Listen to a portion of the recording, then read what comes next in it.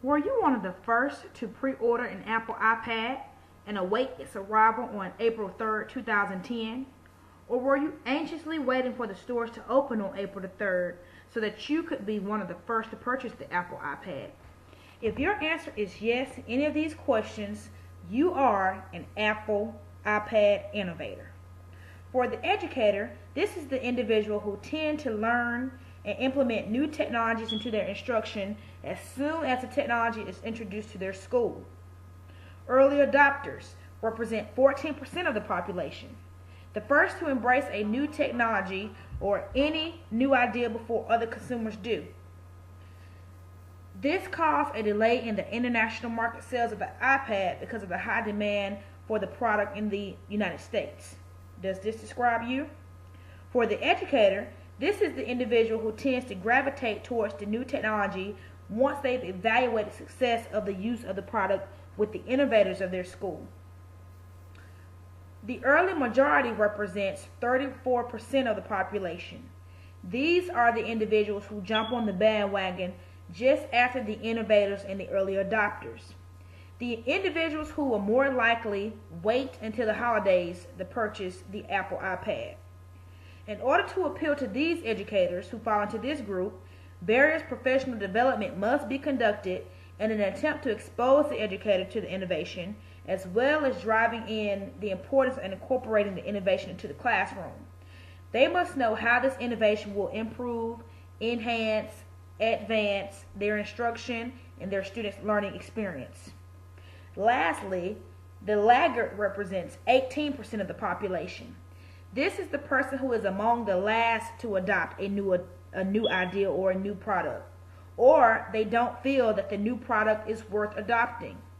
For the educator, this is the individual who is used to doing things the old way and do not want to incorporate any new technologies like the iPad into their instruction. These educators must see an array of education technologies such as the iPad successfully used in their peers' classroom. Successful use consists of them seeing the students' learning experience being enhanced over time through the instruction. Statistics show that most consumers fall in the middle between early adopters and laggards. Allow me to go back and mention the late majority, and this is the group that I fall into. This group makes up 1/3 of the members of a system according to Rogers, and it represents the individuals who waited for the iPad 2 to be released before they purchased the iPad 1 because they knew that this would cause a decrease in the price of the iPad 1. In K through 12 education, key change agents include instructional technology personnel such as your media specialists, your network administrators, your instructional coordinators. It also includes the board members for that school board, the administrators of that school, and also the teachers of that school. Statistics from Display Search show that the iPad was not only a success, but also propelled Apple to the top of the list of mobile PC makers. Because of this, it is safe to say that the Apple iPad has reached critical mass, which occurs at the point at which enough individuals in the system have adopted an innovation, causing the innovation's further rate of adoption to become self-sustaining, according to Rogers 2003. In the field of K through 12 education, a decentralized approach will work best in adopting the Apple iPad into classrooms. The classroom teacher is the user of the implementation. Therefore, this approach gives them a sense of control on when and how the innovation is implemented. In the state of Georgia, we have the Georgia Performance Standards, which provide a framework for the information that teachers across the board should be teaching. However, how the teacher teaches concepts and the resources and the tools used to teach these concepts is up to each individual teacher. Therefore, the Apple iPad is a likely teaching and learning tool in K through 12 education.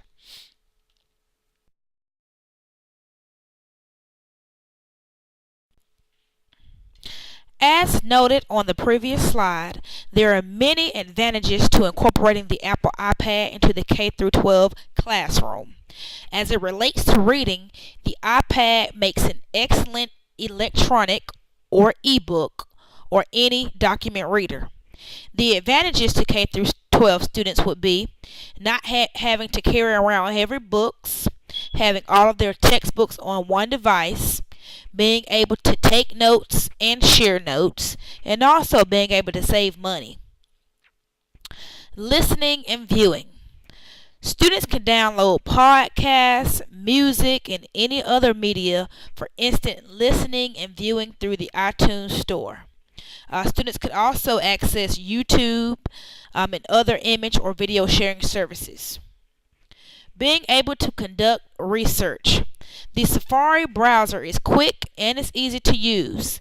It allows students to conduct quick research, to answer questions, to watch videos, to read and save web pages, and to search for resources in online library databases.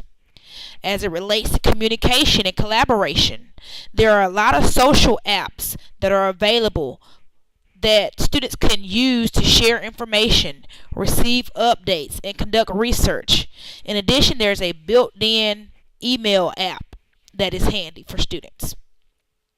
Facilitate and note-taking. Students can have all of their notes organized along with their textbooks to study and review. There are a lot of apps that allow users to handwrite on the device using either their finger or a specialized stylus, which of course is an additional piece that will need to be purchased. This will provide another way for students to write instead of having to use a keyboard. Lastly, the iPad offers individualized instruction. As the educator, the students are not, as the educator knows, the students are not on the same level. By identifying students who need extra help or those who are bored and need to move forward, the iPad can provide the platform for additional curriculum paths and challenges. Entire courses could become less dependent upon the teacher, with students identify their interests, their needs, and ways that they can accomplish tasks. If you check out this link, you will know 36 ways to use the iPad in the classroom. I am also going to demonstrate some of the educational uses that I have for the iPad. Now, it is very inconvenient for me to have to use this touchscreen keyboard. So I purchased an additional component that I use with my iPad. So let me show that to you. This is a keyboard that also serves as a cover. And it works through Bluetooth technology. Okay, now that I have the keyboard connected, when I type, okay, I'm pressing the enter key, and I'm just going to type, my name is Jessica again. I'll type it again. Okay. Alright, let's see how it goes. My name is Jessica. Okay. And I know you weren't able to see it as I was typing because of the angle that I was holding the camera. But that is it. So let's see. Let's try to type something else. I'm going to use this to type because as you can see there's no on-screen keyboard anymore. Okay. So let's just say I am having a great day. Okay, and as you can see, I have used my keyboard to do that. Okay, so that's one cool function. And of course, I can save it, as a document. Of course, there is educational value to the iPad. For example, I downloaded a few math apps. I wasn't really able to find a lot of apps that would be applicable to middle school and high school. I found a lot of the lower levels, elementary apps. So let me just show you one that I located. Again, it was a free app. Like I said, I have everything divided into different categories. So we're going to go to the one can't really see it that well, but it's flash to math or something like that. Basically it's timing me. I have 2 minutes to answer as many as at least I want to try to get answer 50. Of course, I'm doing a lot of talking, so that's not going to happen. But 2 minus 2 is equal to 0, of course. So I would press 0, and then I would press the little arrow. Go to the next one. 1 minus 0 is 1, of course. Press the arrow. 1 times 1 is 1, of course. So I'm going to just stop talking for a minute and demonstrate. I'm going to have a minute and 28 seconds left. In conclusion, I used a plethora of resources to incorporate into my video presentation.